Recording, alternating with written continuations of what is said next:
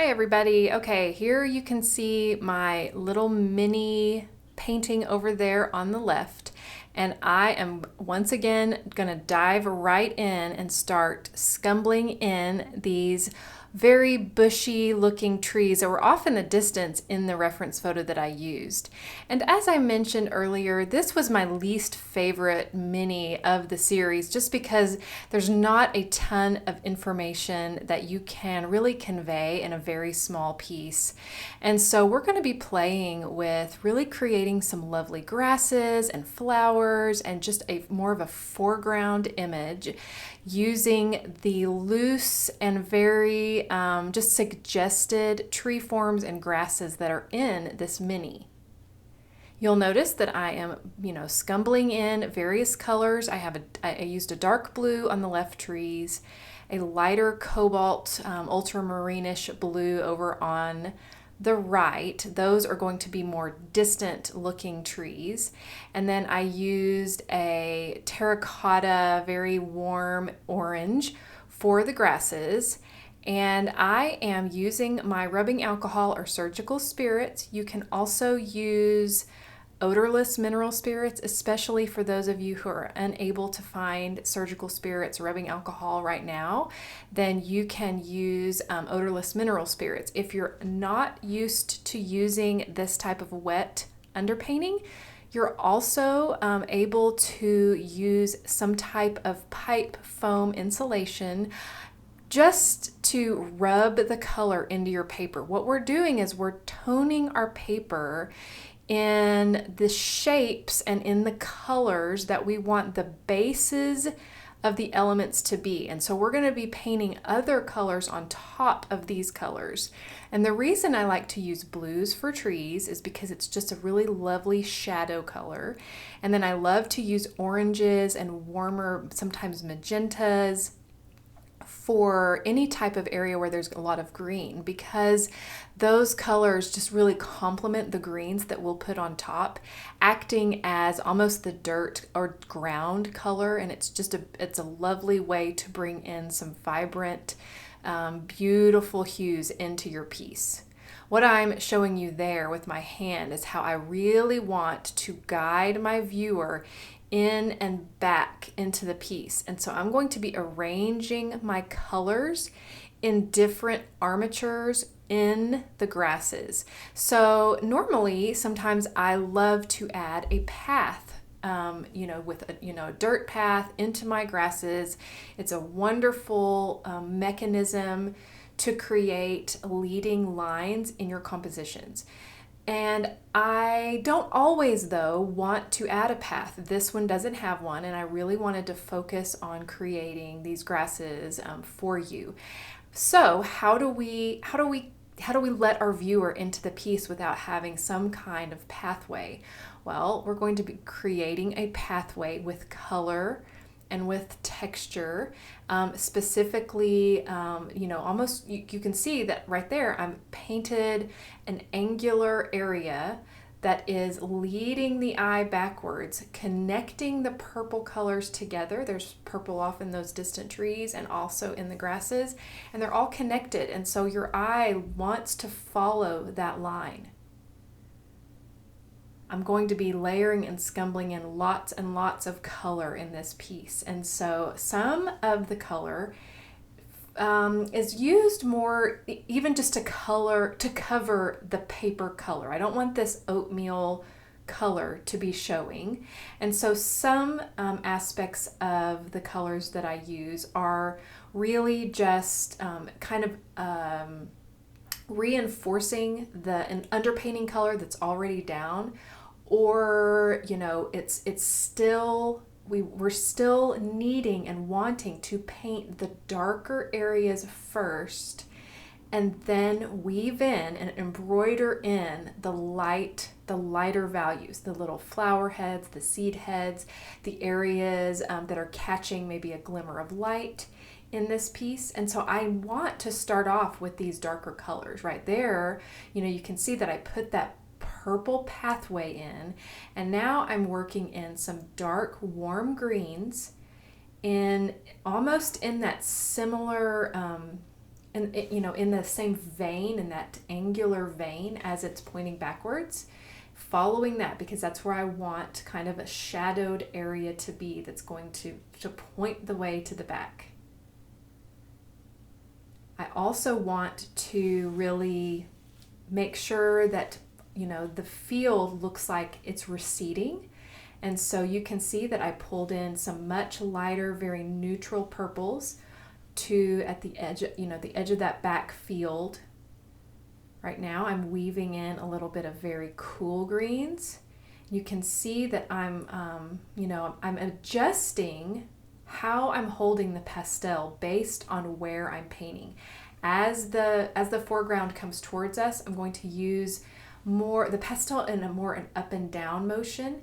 And you can see there that as the field recedes, I'm using it more in a sideways motion. That's because I really want to, I don't need those stocky, grassy details in the distance. I wouldn't see those. If I was standing in this field, I would be seeing the tops of those grasses and those flowers. And so as they come towards, I would be seeing more of the side and more of the full body of that plant that was growing in the field. And so you really have to think about that, massing in your colors and your values, massing in your floral elements as they recede will really help you not create too busy of a landscape.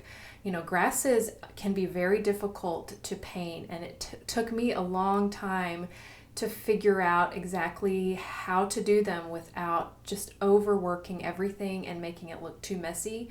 And so that is really what I wanted to just show you today. And you can just see how I'm scumbling in, very gently adding in color, and I'm connecting whatever color I put down. I'm really connecting it.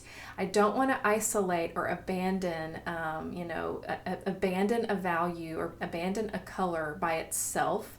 I always want to connect it nearby to where it's fluid with the general area. So that very lighter warm green that I'm working on right now, you can see I'm not putting it in just one spot. I'm weaving it in a pattern. I'm weaving it down, creating that pathway of light.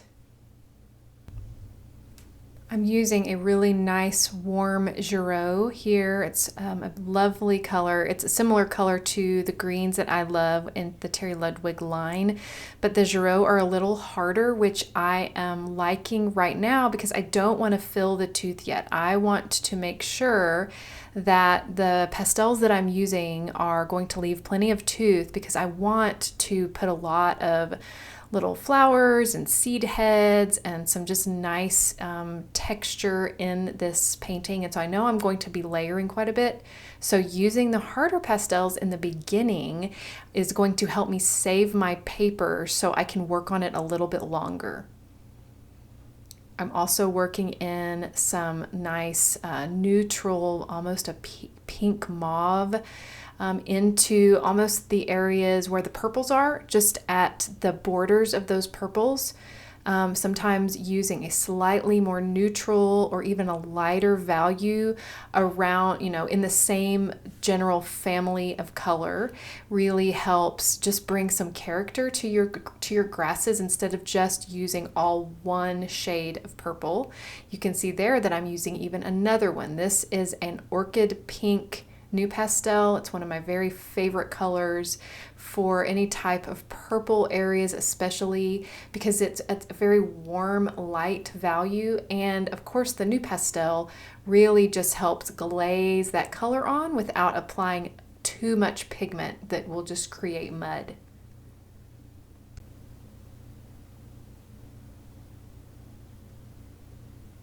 I'm also really wanting to vary the greens that I'm putting in, and so I like to use different color temperatures of greens. And it is true that as a field or as anything recedes, putting cooler more sage, light greens off in the distance will help with that effect. But you can also, especially if you're painting like I often do, a southwest landscape where there are lots of sage greens all around us, that's the color of the plant, we can work those into the foreground as well. You don't only have to relegate cool greens to distances. Make sure you weave them into your warmer areas because it will really help bring a lot of life into your grasses.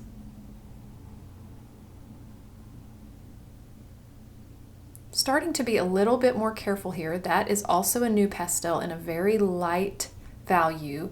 That's a Rembrandt that I'm using there, and you can see that I'm using the full length of the pastel, rubbing it slightly, create some really fine grass texture lines. I often will make those little lines and then I'll kind of tap my finger at the bottom of that line because we probably wouldn't see that hard edged. It would, the hard edged line at the bottom would be covered by other grasses. And so just softly tapping that line can help make it, seem like that grass is, hidden by other grasses. I hope that makes a bit of sense. It's a little bit hard to explain. But you can see that, I'm just weaving in, I'm working lighter and lighter in value. And I'm also always connecting my colors together. So that very light green, you can see that it's forming another color, an armature of color, forcing its way back into the landscape. I'm using a very soft touch. You can see right there, that's me just tapping and blending that bottom line of that mark. It just helps blend it a little bit more into its surroundings. And I haven't really worked on any of the trees yet. I will eventually get to that. I'm enjoying playing with these grasses.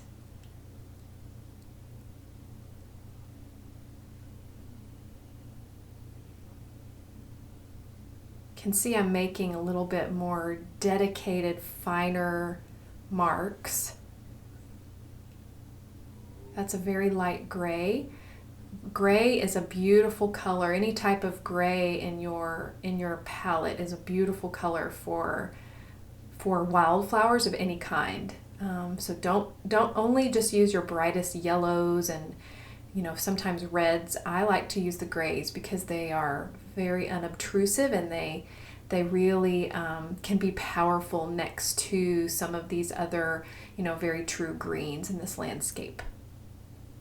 So this is the same blue that I used for the underpainting, and I just am pulling it right back out to help kind of solidify that dark tree mass. Just scumbling it in. And sometimes when I do something like that and then you see that I move to a different color, that's because I'm still kind of trying to decide what I want to do with something. So I'll work on something, I kind of let it rest on the back burner of my mind while I move to another area, because we're always stepping back. We're going to get our pastels, we turn around and we see our piece, and sometimes we think, something needs to be done there, but I'm not quite sure what it is. So I'm going to work on this other area first, and then maybe by the time I finish that or just work on it a little bit, I will have made a decision. So much of painting is decision making. And here I am putting in, I know it's very hard to see because it's almost the same color as the paper. That was actually a Great American Cream, and I'm pushing it in with a little bit of pipe foam, pulling it down and into those distant trees because I don't want any type of halo around the trees. I want to make sure that the sky looks like it's going behind these trees. And so you can see that I'm scumbling, or I'm pushing that paper in, or that pastel in, sorry. And here I'm also taking that pipe foam and pushing in that dark blue. Now, sometimes people say, why don't you just use your fingers? Well, pastel paper, especially sanded pastel papers, can be very abrasive, and so this is a nice way to save your fingertips, and you don't lose too much of the pastel into your, into your catcher tray.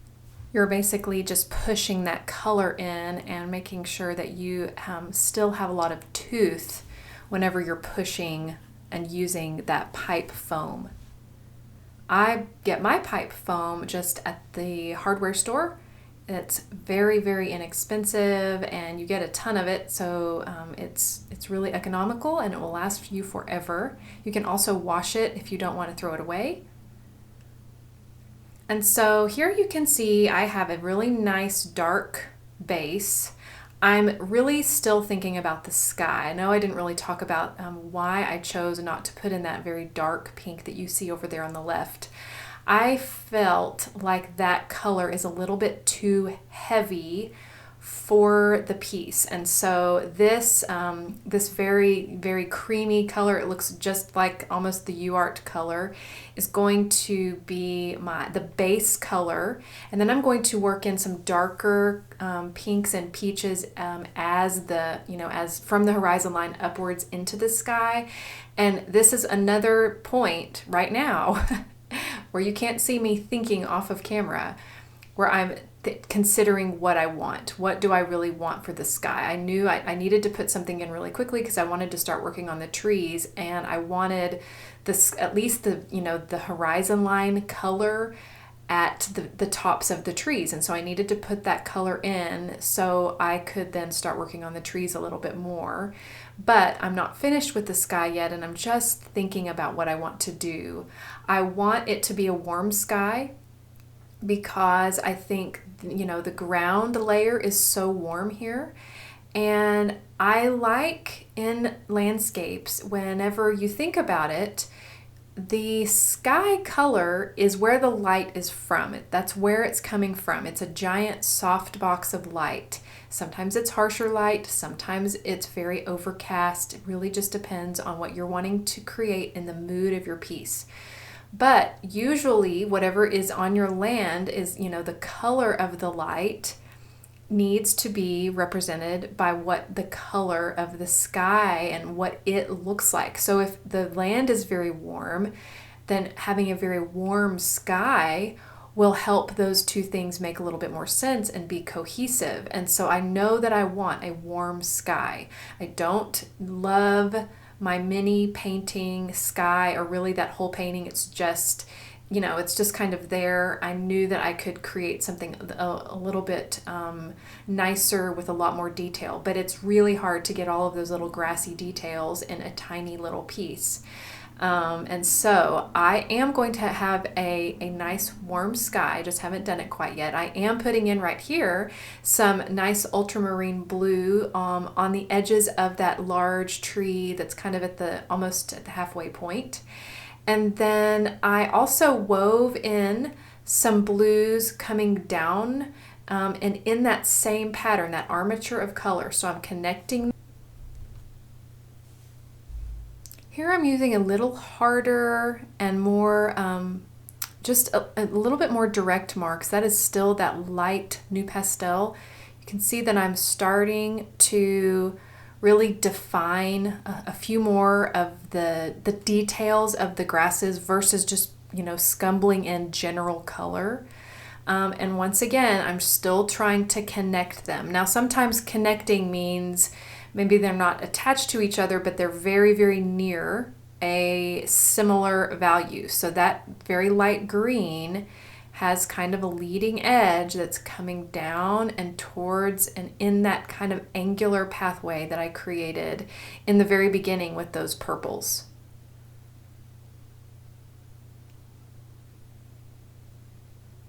I'm going to put a little bit of some green off into the distance. That's still a Giraud. I'm still using pretty hard pastels here. Medium hardness are my favorites. I don't want to cover all of that orange underpainting. I really like how it peeks through and makes things look so nice and warm.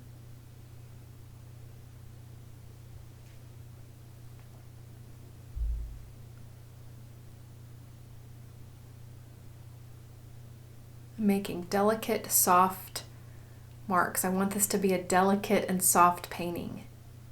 But I am pushing a little bit harder, almost wiggling the pastel.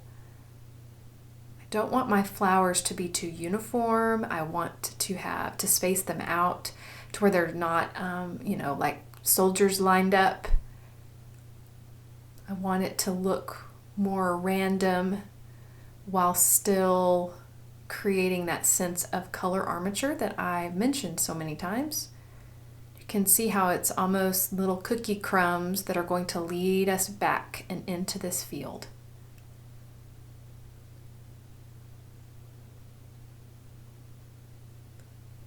So let's start working on the sky a little bit.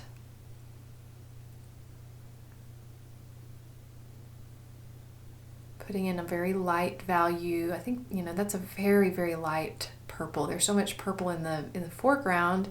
I decided, okay, I'm going to add a little bit of purple at that very lowest, lightest area. Always is nice to have a pretty light area right above your trees. It just helps because the light is lighter there, and it's a nice contrast with that dark tree. And then this is some pink. So I am going to be working in quite a bit of pinks, like I mentioned. I just wanted a nice warm base, and so that's why I used that that Great American originally. And I decided to go ahead and put in my black tape because I was almost finished. I scumbled in some pinks and purples to continue the sky color up. And my paper is at the edge of my backer board, so I just had to kind of loosely tape it so it would frame the piece, so I could just really be able to see what I needed to do and what needs to be done still. And so I'm just still going to be working on adding in very gentle color, still concentrating on trying to have a leading line of armature that helps us come into the piece and wander through and into the back. That's also a Giraud that I'm using. Just straightening out some of that line of that little meadow.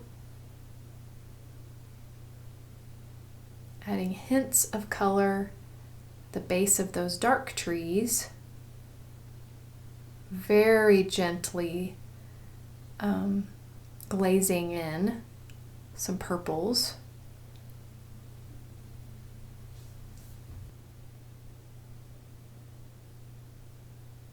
Making tiny little marks, not quite as big as the ones in the foreground, because obviously those little flowers would be smaller because they're farther away.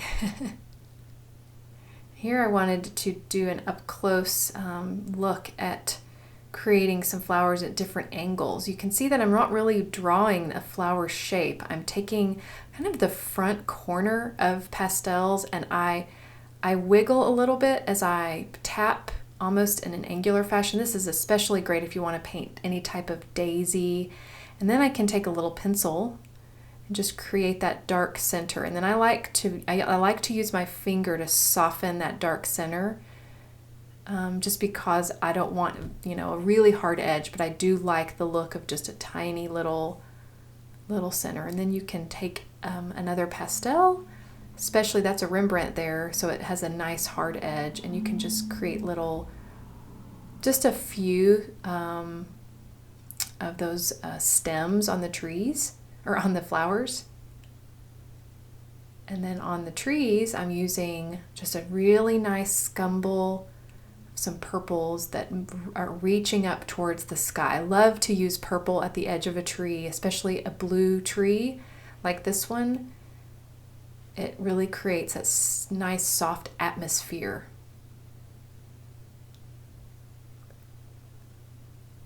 Also creating just some better shapes within that tree. I don't want it to be a solid mass. I want to create more of a feeling of, light and dark spots especially. And so here you can see that I have that ultramarine back out again, and how, layering on that lighter value over the darker value in just sections helps create the sense more of branches and areas of the tree that, it's not just a flat, solid, dark mass. It has form, it has roundness, it is 3D. We have to paint 3D objects onto a piece of paper. And so simulating that is a lot of using different values, thinking about where the light source is and what that tree form is. And a lot of it comes from observation and just knowing your subjects really well. In my area, we have very big bushy trees. We don't have a lot of very deciduous trees. Most of our trees are prairie trees that have survived droughts, and so they're very tough. They're very bushy and woody. We don't have a lot of very tall trees with very nicely developed trunks. And so where you live, your trees might be different. And so really just observing your landscape, and every time you go out, really look at the light. Look at how the trees are receiving that light. What is it doing to the overall feeling of that tree? Look at the grasses. See what types of colors there are. Really, observe and make notes, make mental notes. You can take a sketchbook out, and, if you're not a plein air painter, sometimes it's very difficult for people to get out. It's difficult for me to get out and plein air paint where I live. And so a lot of my observation is through taking notes, maybe making some small sketches and studies, taking a lot of pictures, and really trying to emulate the landscape.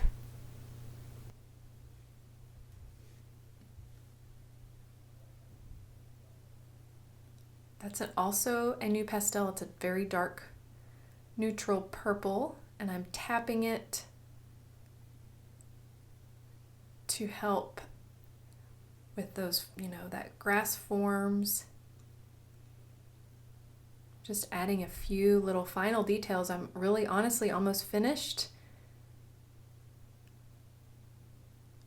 You can see how there's, a very subtle leading line of brighter value that are flowers and seed heads that are leading from, there's kind of two. There's the purple one that I'm working on right now. You can see how there's like a kind of a solid purple mass at the bottom left. And that's kind of leading in, and all of those, marks are kind of pointing inwards. And then there's another one over there on the bottom right. That is where that really nice, bright, vivid green, almost flower cluster is starting to cookie crumb its way to the back. And so there are really two little armatures within this piece that are helping to guide the viewer. Here I'm, really kind of trying to think, because I don't want to evenly space my flowers. And so sometimes I'll just let my pastel kind of hover over the surface, and I squint my eye and I try to kind of imagine, okay, is this little mark that I'm about to make, is it too uniform? I don't want any type of uniformity. And I, as an artist, and most artists in general, we're human, we like order. And so we put things in, very symmetrical fashion. And so really, whenever you're painting with your pastels and you're painting flowers, really, really step back and avoid, cluster your marks together, spread some out. Make sure that it's not too uniform, because nature is not uniform. It's wild and very sporadic. And so especially, where flowers are concerned, we want them to not look too orderly in a field. And here you can see I'm pulling in, I ripped that top black piece of tape off, and I am adding in some darker pink and pulling it down into that lighter horizon line. And then that same pink that I'm working on now, that I was just putting in the field, that was the same color as the sky. So I really like, especially if I'm putting some really nice color into the sky and you're painting flowers, Make sure you put a few of that same color flower in your landscape because it really just helps pull the whole piece together.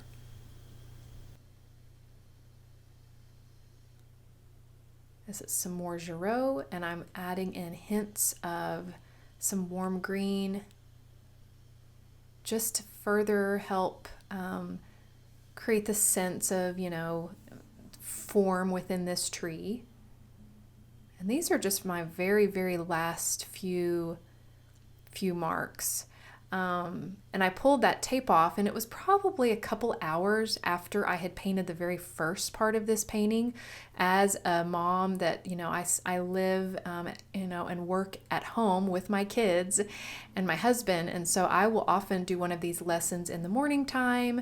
And then inevitably, life happens and I am, being a mom and doing other things around the house. And I'll come back to the studio and I will look at the piece and think that it might need something. And so I really love to give myself some space to think about my work.